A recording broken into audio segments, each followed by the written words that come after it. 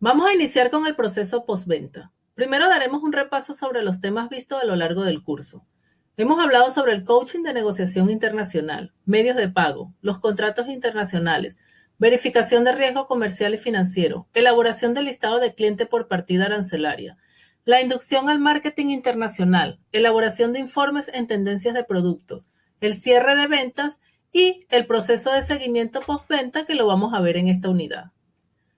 En las lecciones de coaching de negociación internacional se vio la temática del agente comercial, la cual consiste en contrato del agente, la función del agente de acuerdo a los requisitos y los beneficios de ser agente comercial. Vimos que en Europa hay una gran cantidad de agentes comerciales, debido a que es una forma adecuada de generar empleo, ya que con la crisis que hay, los empresarios no tienen dinero para pagar un vendedor, y los agentes se presentan como una gran alternativa para tener una buena intermediación en ventas sin tener que contratar a una persona. Esto lo vimos en Coaching Internacional, la metodología del agenciamiento. En medios de pago vimos cómo plantear una propuesta de intermediación, ya que es uno de los problemas fundamentales que se presentan en la operación. Aparte de la confianza que debe haber entre el comprador y el vendedor, hay que determinar las formas de pago. Cuando el broker le hace la propuesta al exportador, por ejemplo, y dice que tiene un cliente interesado, lo más probable es que diga sí, pero yo quiero el 100% anticipado. Y cuando el broker habla con el cliente, lo más probable es que éste no quiera dar el 100% anticipado. El importador quiere pagar cuando la mercancía llegue y el exportador quiere que le paguen cuando la mercadería va a salir. Ambos buscan sus propios intereses, así que debemos llevarlos a la zona de negociación. La zona de negociación es el espacio entre las dos propuestas. Es el intervalo que el cliente está dispuesto a pagar y que el vendedor está dispuesto a cobrar. ¿Qué se debe hacer en la zona de negociación? En un principio no se debe fijar las posiciones, porque sería una lucha sin marcha atrás. Más bien hay que buscar ver el fondo, qué es lo que pasa en la negociación y cuáles son los intereses. El broker busca saber si el cliente se basa directamente en el producto, si no le importa la marca, por ejemplo, y ofrecerle otros productos similares más baratos. En eso se basa la zona de negociación. El cliente puede pedir muchas cosas, pero el broker debe irse a los intereses de la empresa. Ver qué hay detrás de ese requerimiento, si lo hace por un tema de seguridad o de confianza, y buscar llegar a un acuerdo. Se debe buscar la manera de hacer un proceso de venta considerando los aspectos de la negociación. En los medios de pago, vimos que se debe hacer una evaluación del cliente antes de proponer los medios de pago, ya que dependiendo de la empresa se define si se le puede pedir un medio de pago anticipado. Todo depende de la empresa. Si la empresa es conocida, muchas veces no pagan anticipado porque saben que al ser conocidas en el mercado, eso debe generar confianza. Los medios de pago es para conocer los requerimientos del comprador en la venta y los medios de financiamiento se refieren a cómo conseguir el dinero. Cuando hablamos del Company Profile, que es el chequeo de la empresa, había una pregunta que era si tenía $20,000 mínimos disponibles para hacer su primera operación de comercio internacional. Esta pregunta va dirigida al exportador. Si dice que sí, es porque tiene medios de financiamiento. Si dice que no, es porque probablemente espere que el comprador sea su medio de financiamiento, lo cual es difícil porque el comprador tiene riesgo en mandar dinero por anticipado. El broker debe tener experiencia para detectar todas estas situaciones. Cuando alguien pide un medio de pago es porque detrás de eso hay un medio de financiamiento. Ese medio de pago es para financiar su operación y por eso a veces se debe presentar un medio de pago exagerado. Todo eso lo debe aprender a reconocer el broker. Aquel exportador que está acostumbrado a vender con regularidad no pide un medio de pago porque tiene caja con qué responder. Lo primero que se debe hacer es el análisis tanto al exportador como al importador. Al exportador lo primero que se hace es el Company Profile, que en Camex lo tenemos como un formulario en la nube, el cual contiene un test que permite evaluar al exportador y al importador para evaluar el riesgo si está listo para hacer la intermediación. En la unidad que trata sobre los contratos internacionales, hay una carpeta de todo lo que tiene que ver con contrataciones. Allí están cargados todos los contratos.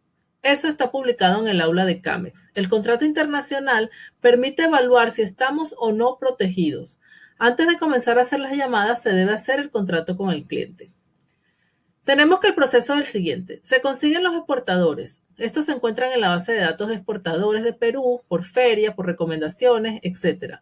Luego se ubican y se le aplica el Company Profile para evaluar el riesgo y chequear si están listos. Si todo está bien, se le pide que firme el contrato. Luego de firmar el contrato es que se comienza a buscar los clientes. Luego vimos en el siguiente punto la verificación de riesgo comercial y financiero. Allí se debe evaluar comercialmente el riesgo financiero. Para esto se usan los informes. Se debe buscar en el mismo país para verificar el riesgo. Se deben buscar y usar todas las herramientas de riesgo y revisar en estas herramientas al cliente. Si tiene mucho riesgo como deuda, ha quedado mal en el tema financiero, se descarta, porque de lo contrario el broker sería irresponsable si le pasa al exportador un importador que represente un riesgo. Es responsabilidad del broker pasarle al exportador el Company Profile más la ficha de riesgo del cliente. Decirle, tengo un importador, este es su reporte financiero, su Company Profile y sus referencias comerciales. De igual modo, debe pasarle al importador el reporte de riesgo del exportador para su mayor confianza. Es decir, el broker le pasa al importador información completa del exportador con su reporte de riesgo y le pide información completa de su empresa, indicando que si no se la da, él la tiene que hacer, pero es mejor que la haga el empresario para que esto no le cueste dinero al broker. En el siguiente punto vimos la elaboración del listado de cliente por partida arancelaria. Ya hemos dicho que en ese punto se hace todo el barrido de todos los clientes potenciales que tenemos alrededor del mundo, usando la base de datos que tenemos como Alibaba, detallado por partida. Hay varias herramientas para hacerlo de la forma más adecuada. Aquí lo que se busca es encontrar al cliente, usando distintas fuentes de información y aprendiendo a aplicar la metodología de bola de nieve, que consiste en buscar referidos para crear nuestra propia base de datos. Al llamar a un comprador, ese comprador debe abrir la puerta dando referencia de otros compradores. Para eso hay que saber manejar la llamada, entrar en confianza con el comprador y preguntar a quién le vendes, a quién le compras, qué base de datos usas tú, qué referencias me puedes dar. Se recomienda hacerlo en la primera llamada, crear una buena impresión en la primera llamada, es decir, hacerse amigos de ellos, porque el trato es distinto, se debe buscar crear un buen vínculo con ellos. La siguiente lección es la inducción al marketing internacional. Allí se dan unas pautas. Tenemos lo que es el telemarketing, que es un proceso de venta por teléfono, que es diferente de la venta presencial, porque no se ven emociones o el lenguaje no verbal. Y el lenguaje no verbal dice mucho de la actitud del cliente. El lenguaje no verbal se canaliza en el subconsciente y dice si una persona cae bien o mal, si genera confianza o desconfianza, si está aburrido o cansado de escucharnos. Esto es importante en la comunicación, pero la venta por teléfono solo tiene el lenguaje verbal. Así que se debe estudiar el tono de la llamada, la fuerza o tono de voz, si es alta o baja. Una voz baja es débil y genera desconfianza. Se debe usar un tono de voz alto y seguro. Los ruidos, por ejemplo, cuando se hace una llamada es importante escuchar el entorno. Si escuchamos un bebé, una persona ocupada, nos hace saber si es buen o mal momento para llamar. Es bueno preguntar si están ocupados, si tienen unos minutos para atendernos, salvo que se note en la llamada que están interesados. Se debe evaluar el momento que la persona no esté en una reunión, conversando, hora de almuerzo, todo depende del país. También es importante la presentación, cómo nos vamos a presentar, qué imagen queremos proyectar, si queremos proyectar una imagen débil o una imagen fuerte. En el punto 7 se ve la elaboración de informes en tendencias de producto. La primera pregunta que se le debe hacer al cliente cuando se hace la llamada para la venta es si importa el producto que le están ofreciendo. Y en caso que diga que sí, entonces se puede continuar. Al tener un comprador interesado, se le debe pasar la orden de compra, es decir, se envía la cotización con el objeto de lograr la venta.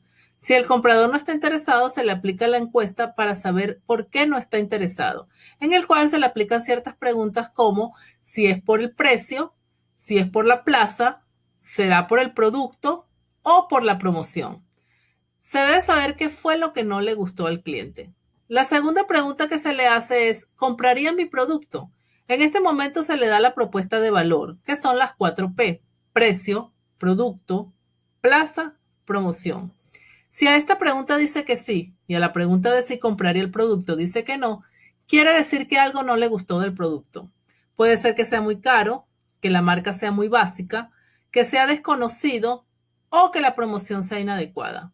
Entonces, el empresario debe validar esa información, ya que con eso el broker le dice al exportador, no pude vender tu producto por estas razones. pero hice un estudio de mercado y una evaluación de tendencia y arroja estos resultados. Otra pregunta que se le debe hacer a los clientes son, ¿a quiénes les compras? ¿A quiénes les vendes? ¿Qué marca de productos conoces? ¿Qué empresas recuerdas? ¿Cuáles son las primeras amenazas en este sector? ¿Cuáles son las oportunidades en este sector? De este modo se evalúa el mercado o se hace un estudio de tendencias. Desde luego, para esto se debe llamar alrededor de 50 clientes para tener 50 respuestas que permitan elaborar un informe de producto. La lección 8 trata sobre el cierre de ventas. Aquí hay un material interesante porque hay técnicas de cierre de ventas y las distintas modalidades de cierre de venta que se pueden presentar, siendo este el paso más importante del proceso de venta. Llevar al cliente al terreno que lo haga sentir que necesita el producto, que él lo puede pagar y tomando en cuenta que el vendedor no debe tener temor. En el aula tenemos el plan estratégico para este cierre, el cual consiste en presentación del producto y beneficios, señales de compra, manejo de objeciones, tentativas de cierre y cierre final. Asumimos que el vendedor ya dio los pasos anteriores que corresponden al ciclo de venta: prospección, acercamiento, contacto inicial hacia la entrevista. Entre las técnicas de cierre de venta tenemos, basándonos en un vendedor que quiere vender en una universidad, podemos presentar las siguientes técnicas. Cierre por afirmación continua, que consiste en que cada pregunta debe hacerse de tal forma que el cliente responda favorablemente, de un modo afirmativo, pero sin forzarlo. Es decir, plantear preguntas que lo lleven a responder que sí, hasta que llegue un momento en que le preguntamos si desea comprar el producto y el cliente diga que sí. Cierre por construcción de barreras. Durante la presentación, hacer preguntas previamente y dar explicaciones para que el cliente no use razones o factores como para no comprar. Ejemplo, si le demuestro que los profesores que enseñan en nuestra universidad también enseñan en universidades como las que usted menciona, ¿usted haría estudiar a su hijo en nuestra universidad? De esta manera presento la objeción como algo positivo para mí. Y elimino los temores del cliente cerrando las barreras que pueda presentar antes de que me las diga. También tenemos el cierre implícito. Es el pensamiento profundo que supone que el cliente sí va a comprar. Es una actitud ganadora del vendedor, consecuencia de una fuerte autosugestión. Es visualizar anticipadamente que el cliente o prospecto está comprando. Se da por hecho la venta y nos comportamos como si el cliente hubiese comprado. Y por último tenemos el cierre con base a un detalle. Para el cliente es más fácil tomar una pequeña decisión que una decisión importante, color, tamaño, etc. Si logramos convencer al cliente por una razón sencilla, es posible que logremos convencerlo por todo. Entramos a la parte donde ya se ha cerrado la venta. Tenemos un cliente, estamos haciendo la exportación y se comienza a trabajar el seguimiento postventa. En el seguimiento postventa se debe seguir los siguientes pasos.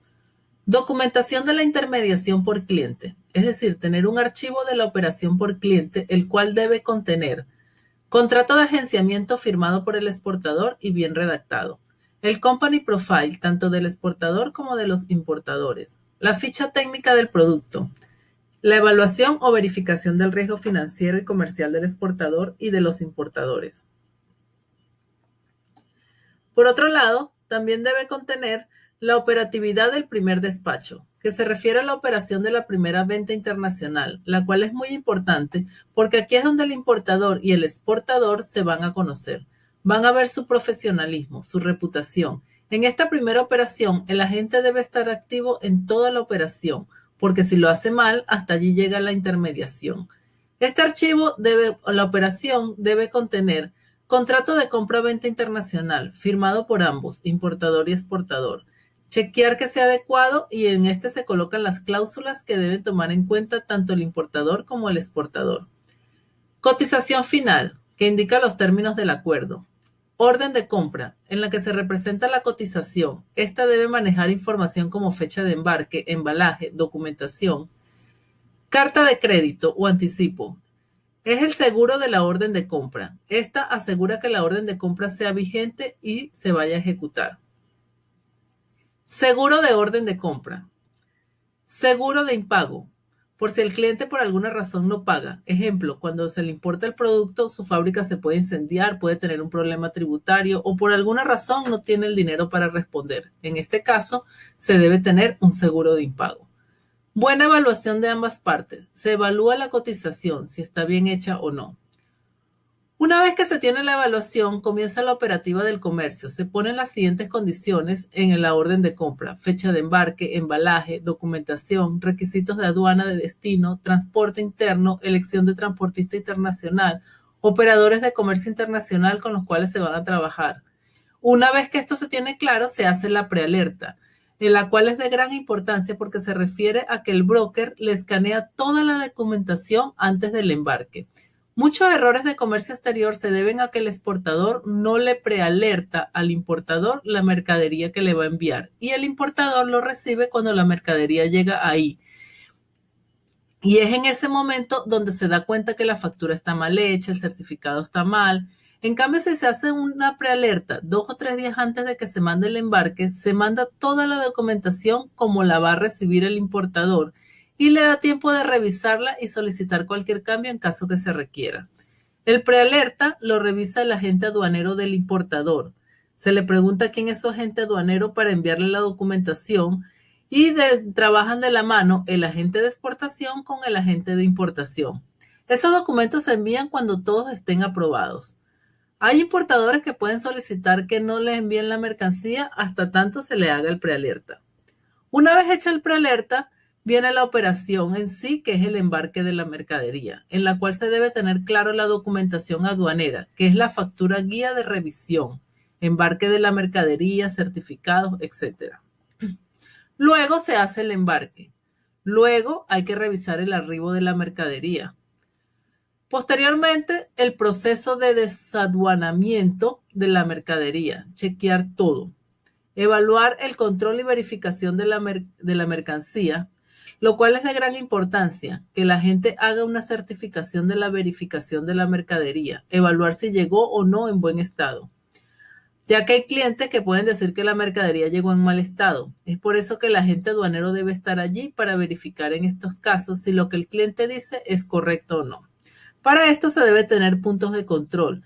Llegó en buen estado al puerto, todo está bien en la aduana, el transportista, el almacén del importador. Si llegó en buen estado al almacén del importador, no se justifica, por ejemplo, que 5 días después el importador reclame que llegó en mal estado. Muchas veces esto lo hacen para bajar los costos.